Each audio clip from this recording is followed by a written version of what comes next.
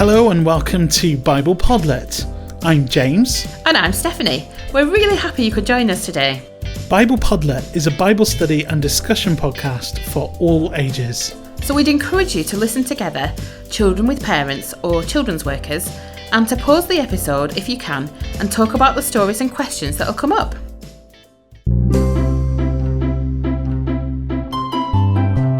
Hey Stephanie, have you ever moved to a new house? It's really funny you should ask that, James, because I just have. It's strange packing up all your things into cases and boxes and seeing your old house with nothing inside it, isn't it?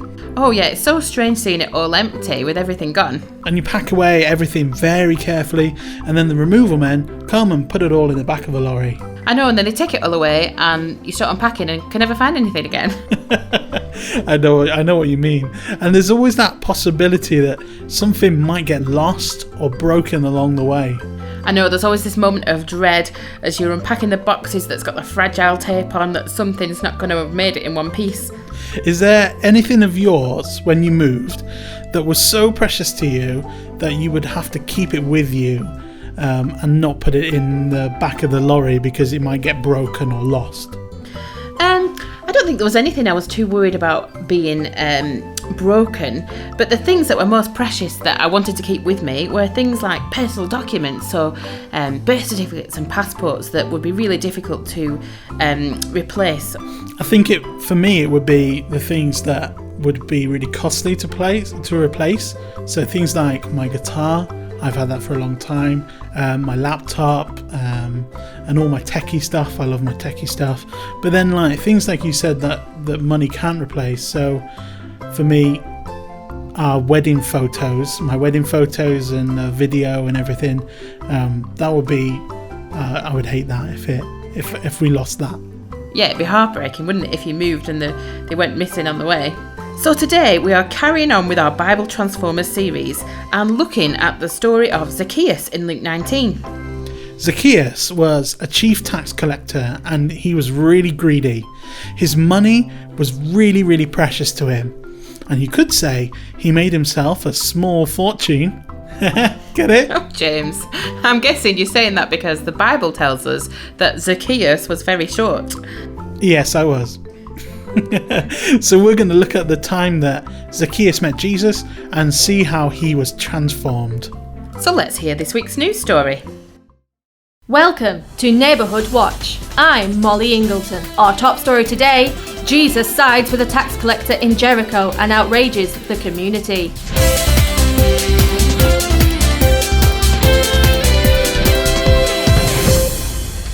Jesus turned heads today when he invited himself to dinner with a sinner in front of a large crowd. Zacchaeus, a notoriously greedy little man, was seen up a tree when Jesus was walking through Jericho, surrounded by a lot of people. When Jesus saw the tax collector crouched in a nearby tree, he told him to come down because he wanted to stay at his house.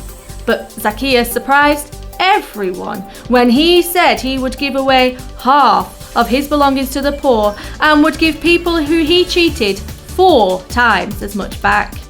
We spoke to the people at the scene to see what they had to say. How can Jesus go and stay with such a sinner as Zacchaeus? Why does he spend so much time with these types of people? It's ridiculous. How could Jesus forgive such a dirty sinner? Who does he think he is? God? What a silly thing to do. Zacchaeus is a liar and a thief. He can't be trusted. Don't come running to me when your sandals and belt are missing. Only time will tell if Zacchaeus will be true to his word and give back to the community he stole from. But on the surface, it looks like he's completely changed his ways. Jesus is continuing to make a big wave everywhere he goes, and people are split on his teaching.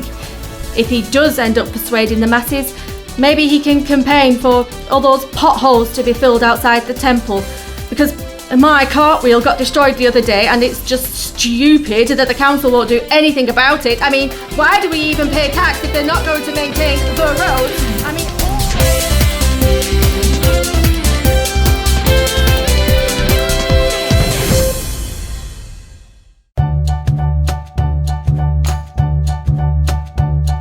What an interesting story.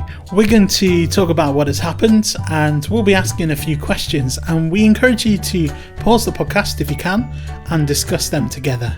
So, Zacchaeus was a tax collector and he wasn't liked by the people around him. Why was that? Well, tax collectors collected money from everyone to give to the government. We still do it today. And it's to pay people who work for the government for doing lots of different tasks. Well, that doesn't sound like such a bad thing though, does it? Well, paying taxes isn't bad, no. But Zacchaeus didn't do it fairly. He overcharged the people and took the extra money for himself. He became very rich because of this. The Bible also says that he was the boss of the other tax collectors too. So he would take money from each of them as well because he was in charge. And even though he was a Jew, he was working for the Romans who were in control of Israel, so he must have been seen as some sort of traitor. Yes, he was the lowest of the low in that community.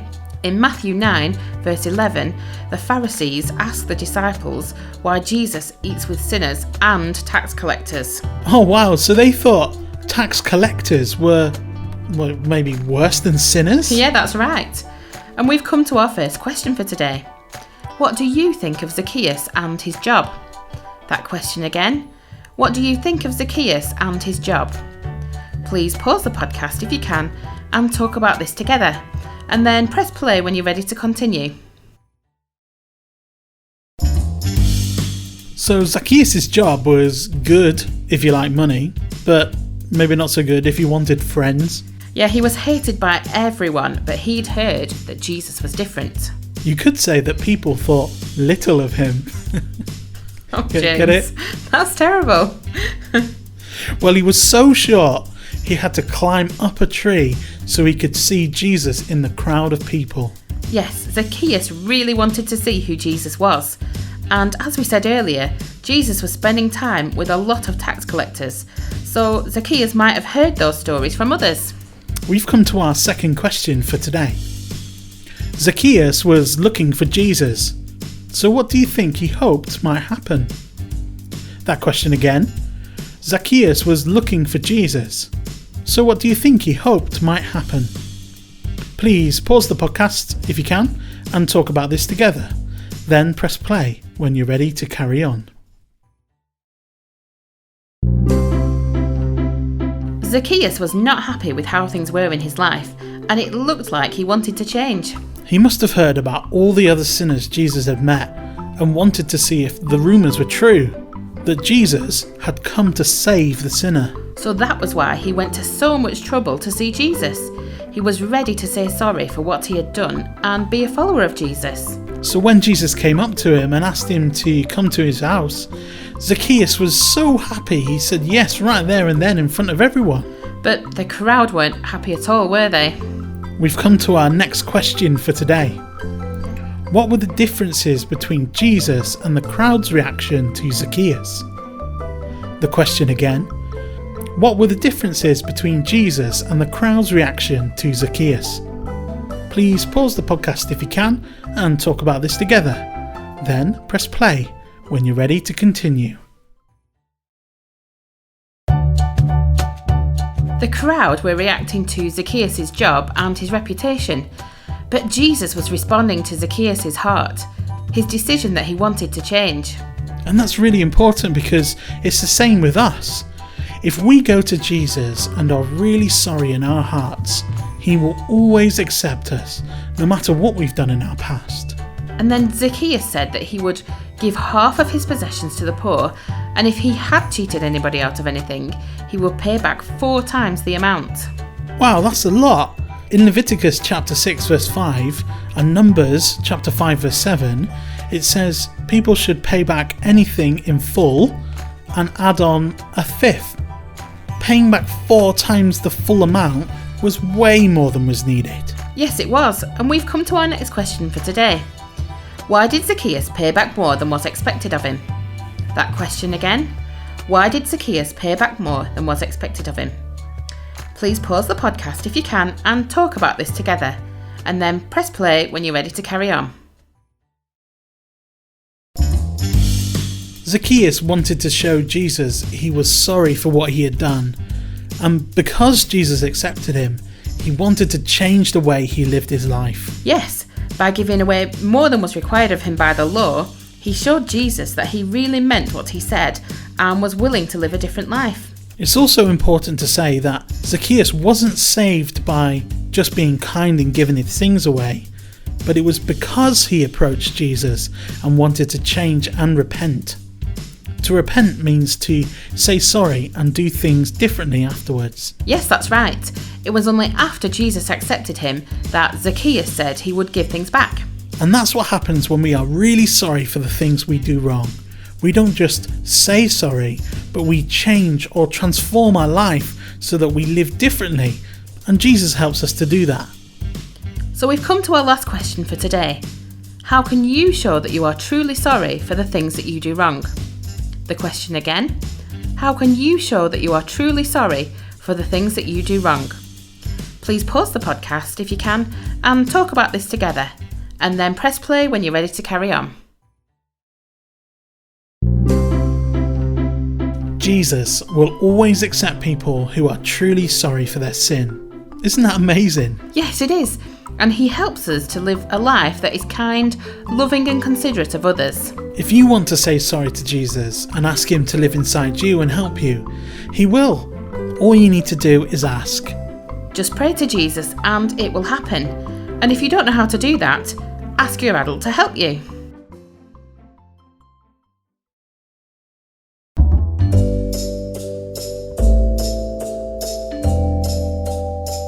So we've come to the end of the podcast, and we always like to have a bit of fun or play a game. So I think Stephanie has prepared a game for us to play. So what are we going to play? I have got a game for us to play today. And one of the themes in our podcast today was money and possessions. And as we heard, Zacchaeus ended up giving lots of his things away in our story. So I thought we'd play a game of higher or lower. And you can join in with this at home too. So in this game, I'm going to describe an item that is for sale or has been sold, and you have to guess whether the next item I describe is worth more or less, so is higher or lower than the item before. Do you get it? I get it. Brilliant, let's play. So the first item on my list, and I'm going to let you have a go, James, at guessing the price of this item, is a large sculpture of an orange balloon dog. A what? Say that again. A large sculpture of an orange balloon dog.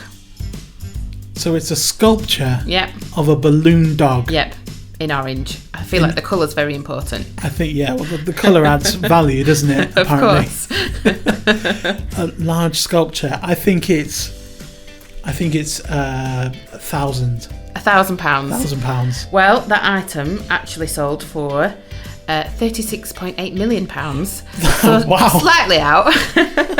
But that kind of gives you a good starting point. Okay, 36.8 million. 36.8 million for the orange balloon dog sculpture. So the next item on my list is Napoleon's actual sword. Oh, wow. Okay. And this was sold on eBay. So do you think that's higher or lower than the balloon dog? I don't know about you at home, but I think it's lower. You think it's lower? You are right, James. It is Thank lower. Napoleon's sword, 3.26 million. So still a heck of a lot of money, but not quite balloon dog sculpture level. Right. The next item, an autographed air guitar. Right. So in essence, An air guitar is air. You can't see it, you can't touch it. It's an air guitar, and someone signed an autographed. well, I'm guessing if the guitar's invisible, the autograph might well be also. So in essence, you're just getting the packaging, but somebody bought this. Right. Well, it's got to be lower than 3 point something million. 3.26 million. We're going lower. I'm going lower. You are right. It sold for £11.50. £11? Who bought nothing for £11.50? That's crazy. Right, the next item on my list is 100 empty kitchen roll tubes.